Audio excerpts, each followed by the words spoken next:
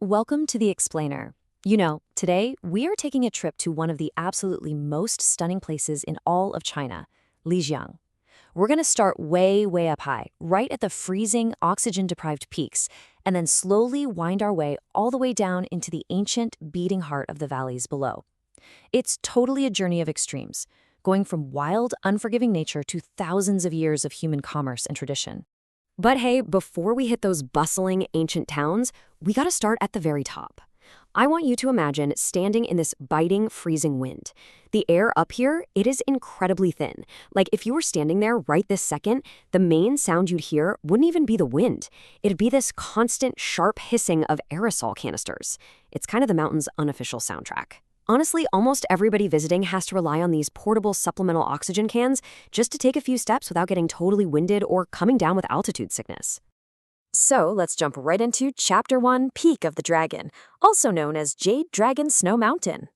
Because of the sheer massive scale of this site, the logistics of actually getting people up there are wild. You definitely don't just hike up. You actually kick things off at a visitor center that honestly feels more like a major train station. From there, it's a super structured process. You hop on a shuttle bus, which drops you off at a high-altitude cable car, and then, boom, that cable car shoots you up almost 1,000 meters in elevation in just a few minutes. Finally, it drops you at a wooden boardwalk where you do this breathless, slow-motion climb up hundreds of stairs to get to the summit platform. And when you finally make it to that ultimate viewing platform, you are standing at exactly 4,680 meters above sea level. Just to put that into perspective for a second, that is nearly 15,400 feet. Up in this totally breathtaking altitude, you are literally standing face to face with the southernmost glacier in the entire northern hemisphere. It is this rare, frigid wonder that is, surprisingly, situated really close to the subtropics. The mountain range itself is an absolute marvel, both geographically and culturally.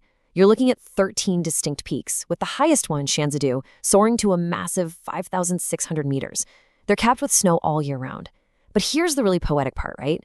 When you look at these 13 peaks from a distance, they beautifully outline the jagged spine of a massive resting dragon. And for the local Naxi people, this isn't just a bunch of rock and ice. This is their sacred mountain. It's the literal home of their protective spirits. Okay, let's head further down. Part 2, the turquoise glacial valley and its incredible Blue Moon Valley. So as we descend, you hit these pristine, mirror-like lakes and cascading whitewater terraces, and they have this almost impossibly vibrant turquoise color.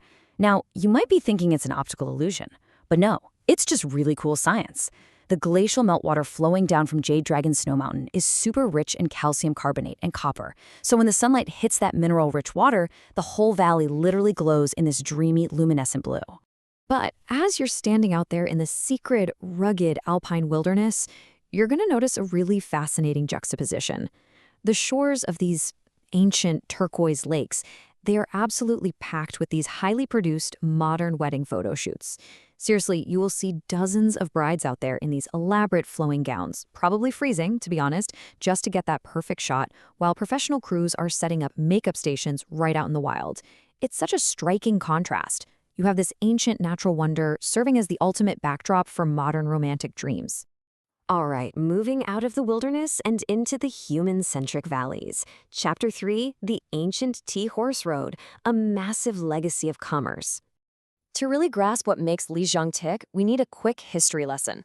Way back in the 7th century, the Tea Horse Road emerged as this treacherous but absolutely vital trade network winding right through these mountains. And what followed was just centuries of wealth and intense cultural exchange. This boom led to the construction of incredible landmarks like the Black Dragon Pool back in 1737.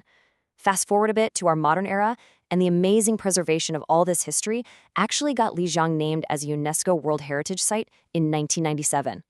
You see, the immense wealth of this region was built entirely on the backs of caravans.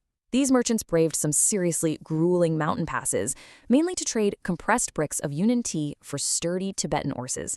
But they didn't stop there. They also hauled rich silks, heavy wool, and precious metals. In fact, if you walk down the famous cobblestone streets of Lijiang today, you'll realize something pretty clever. They were specifically laid out without restrictive walls. Why? Just to accommodate the massive, heavy hooves of those crucial trading caravans.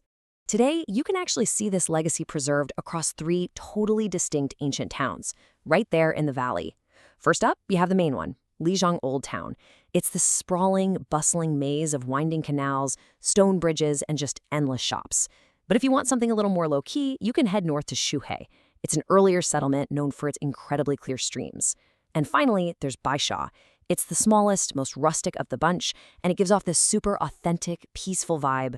Plus, you get these stunning, direct views right back up to the Snow Mountain. Which brings us to the people who built all of this. Chapter 4, Heritage of the Naxi, the Keepers of Tradition.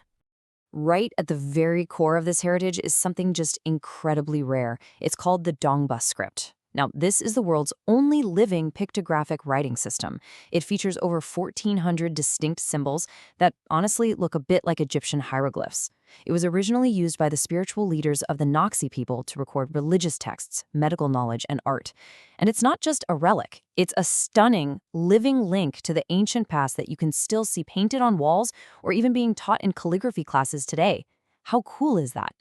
Because the Tea-Horse Road funneled this constant, massive flow of diverse travelers through the valley, Lijiang basically became the ultimate melting pot.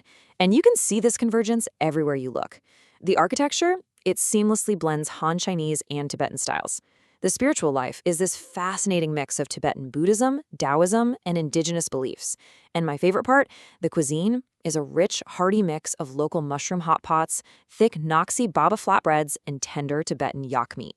It is a total cross-cultural feast for the senses, for sure. Finally, let's head to the center of it all. Chapter 5, Reflections at Black Dragon Pool. So what looks like just a beautiful, relaxing park is actually a total masterpiece of ancient engineering. There is a single, powerful natural spring sitting right at the foot of Elephant Hill, and it feeds into this pool. From there, some brilliant, centuries-old planning using gravity, just gravity, to channel this glacial meltwater through a massive, intricate canal system. And this water weaves past literally every single home and shop in the entire ancient town of Lijiang.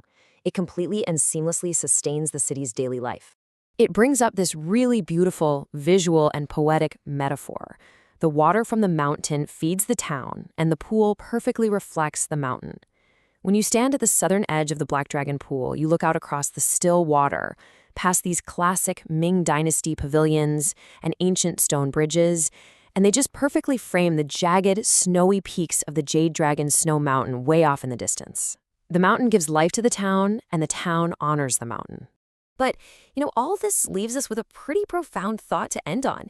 We know from our sources that global warming is slowly causing the snow coverage on Jade Dragon Snow Mountain to recede. At the exact same time, millions of tourists and modern commercial pressures are just flooding into these ancient cobblestone streets. So as those glaciers shrink and modern life accelerates at a completely dizzying pace, how exactly will Lijiang manage to balance its ancient mystical soul with its booming modernized future? It is a super delicate balance, and honestly, one that makes this region one of the most fascinating places on Earth to keep an eye on. Thanks so much for joining me on this explainer, and hey, keep exploring.